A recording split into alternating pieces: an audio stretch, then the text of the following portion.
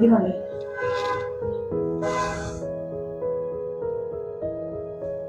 ఏమండి, అమ్మాయి మీతో ఏదో మాట్లాడుతుందంట. ఏముంది ఇప్పుడు మాట్లాడడానికి? సరే రమ్మను. అమ్మ రాధిక, రండి.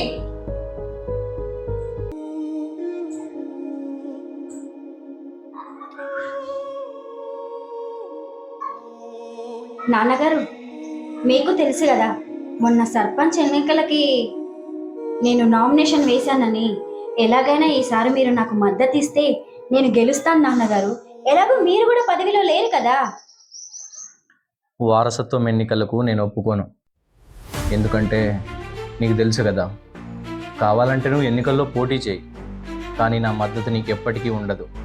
ప్రజలు ఎవరినైతే ఎన్నుకుంటారో వాళ్ళే గెలుస్తారు.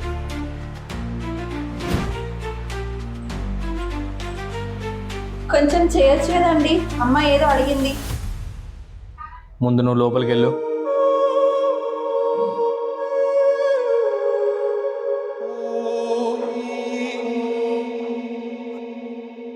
మీరేం చేసినా పర్లేదు, లెక్కలు కింద మీదైనా పర్లేదు, ఈరోజు చెల్లి గెలిచింది అన్న వార్త నా చెవులో పడాలి.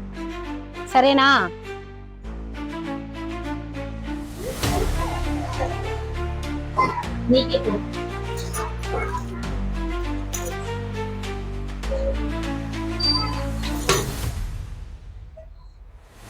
నువ్వేం ఆవేశపడకు, మనం చూసుకుందాం.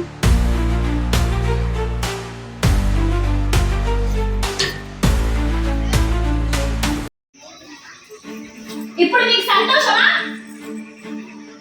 ఈ రోజు నేను ఓడిపోవడానికి కారణం మీరే. ఆ రోజు మీరు నాకు మద్దతు ఇచ్చుంటే నేను గెలిచేదాన్ని. ఏమైందమ్మా? ఇంకేం అవ్వాలి?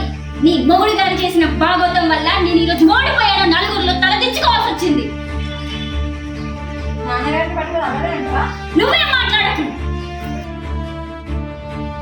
పదవి మీద మోహంతో ఎందుకు ఇలా మాట్లాడుతున్నావు? నేను నిన్ను ఇలా ఎప్పుడూ పెంచలేదు. అల్లారు ముద్దుగా ఎంతో గారాబంగా ఈ చేతులతో పెంచుకున్నాను. కానీ ఈరోజు పదవి పోయిందని ఇలా అసహించుకొని మరి మాట్లాడుతున్నావు.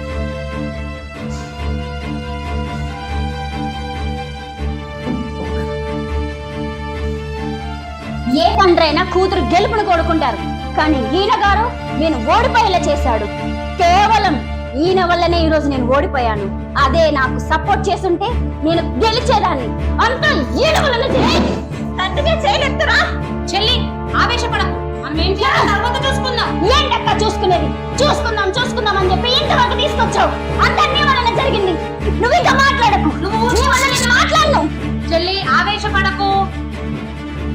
ఈయన సంగతి ఇలా కాదు, నేను చూసుకుంటా ఈసారి.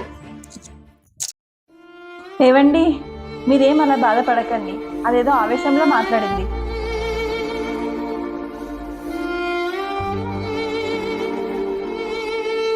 భోజనం చేసి టాబ్లెట్స్ వేసుకొని పడుకుంది రండి. ఇప్పటికి చాలా లేట్ అయిపోయింది. రండి. ఆడపిల్లలే కదా అని చెప్పి ఎంత అల్లారు ముద్దుగా పెంచుకున్నానే. కాళ్ళు కింద పెడితే ఎక్కడ కందిపోతుందో అని అపురూపంగా పెంచుకున్నాను. ఈ గుండెల మీద ఎత్తుకొని పెంచిన నన్నే ఇదే గుండెల మీద తన్నే స్థాయికి ఎదిగారు. కలికాలం ఎక్కడికి పోతుందో అర్థం కావట్లేదు. అయినా నేను చేసిన తప్పేంటే? నా ఇద్దరు కూతుర్లు ఎదగాలని కూడా నేను చేసిన తప్పు. కానీ ఈరోజు నన్నే అనేంతగా తీసుకొచ్చేశారు. నాకు అసలు బతకాలని లేదే. గుండె పగిలిపోయేలా అనిపిస్తుంది. పదవుల కోసం, ఆస్తుల కోసం, అధికారాల కోసం పెంచిన కన్న తండ్రినే చేయి చేసుకున్నారు. కనీసం పెంచాలనే గౌరవం లేకుండా ఎలా చేస్తున్నారో చూసావా? అసలు ఈ సమాజంలో నాకు అసలు బతకాలనే లేదే. గుండె పగిలిపోయేలా అనిపిస్తుంది. ఇన్నిసార్లు వాళ్ళ కోసమే కష్టపడేది. వాళ్ళే తెలుసుకుంటారులేండి, మీరేం బాధపడకండి.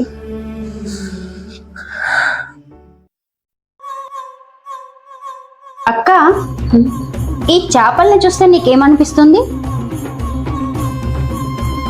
ఇవి మనం కావాలి అనుకున్నాం కాబట్టి ఇక్కడున్నాయి. అదే మనం వద్దనుకుంటే కిచెన్ లో ఉంటాయి. అంటే నాన్న మనం కావాలి అనుకున్నాం కాబట్టి పదవిలో ఉన్నాడు. అదే కాదనుకుంటే అదే పదవిలో మనం ఉంటాం.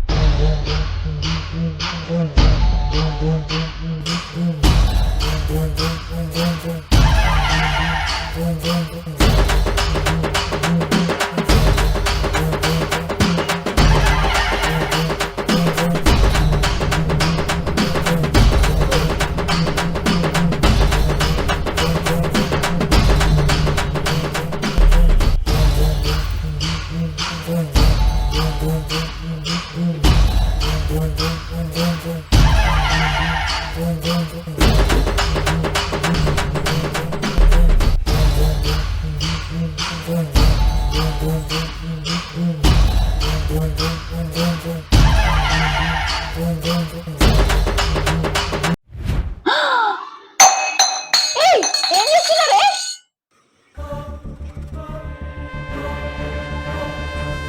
నువ్వు నోరు మూసుకో కాసేపు.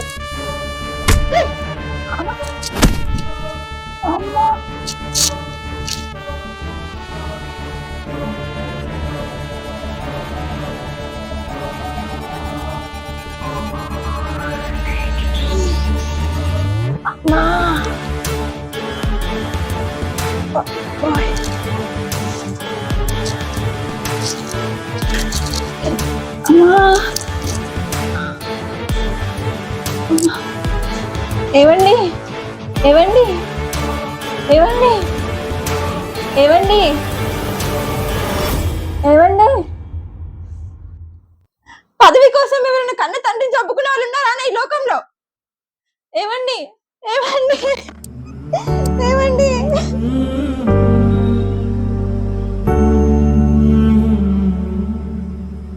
అయ్యో అయ్యో అయ్యో, మీరు ఇంత పని చేస్తారని తెలుసుంటే బురిట్లోనే చంపేసేదాన్ని కదనే.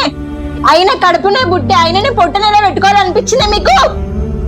మీకు మీరుగా ఎదగాలని నాకు కోరుకున్నారు, అంతేకాని మీ ఓటమిని ఎప్పుడు కోరుకోలేదు. అంత మంచి మనిషిని ఎలా చంపాలనిపించింది మీకు? ఆడపిల్లలు పుట్టారని అందరు అంటుంటే నా ఇంటికి మహాలక్ష్మిలో వచ్చారని సంబరపడ్డాడు మీ నాన్న. అట్లాంటి ఆయన ఎలా చంపాలనిపించింది మీ చేతులతోని?